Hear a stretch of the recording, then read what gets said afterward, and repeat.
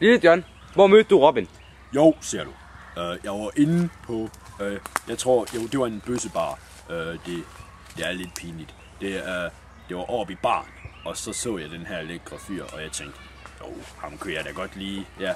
Og så havde vi den her one night stand, altså mig og Robin, fordi, og det var faktisk meget rart, og det var sådan set sådan, jeg mødte Robin.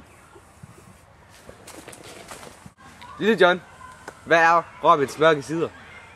Jo, altså, min erfaring siger mig, at han lidt af en kleptoman. Altså han stjæler ting fra folk. Det er pisseirriterende. Lille John, hvorfor skal de tage Robin med på date? Jo, altså, jeg synes, de skal tage Robin med på date, fordi han har grønne fingre. Han er en gud med hænderne. Han elsker det der. Det gør jeg også. Og med pilen, der er det bare helt fantastisk. Han rammer bare det samme sted igen og igen og igen. Det er rart. Jeg synes, at alle de skulle date ham. Tak. Men tak. Ja, tak. Ja, nu må jeg videre. Jeg skal ud og røve nogle folk. Robin Hood og Lille John går en tur i skov. Brian, hvor mødte du Justin Bieber? Jeg mødte Justin Bieber på en bøssebar, hvor jeg sad og drak min lille drink.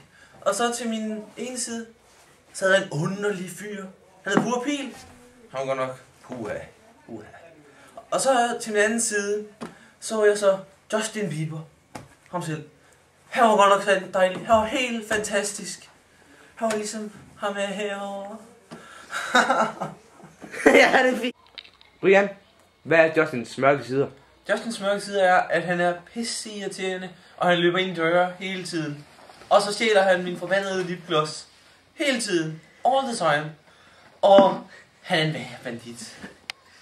Brian, hvorfor skal de tage Justin med på date? De skal tage Justin med for det, at... Nu skal I bare se løjer. Godt!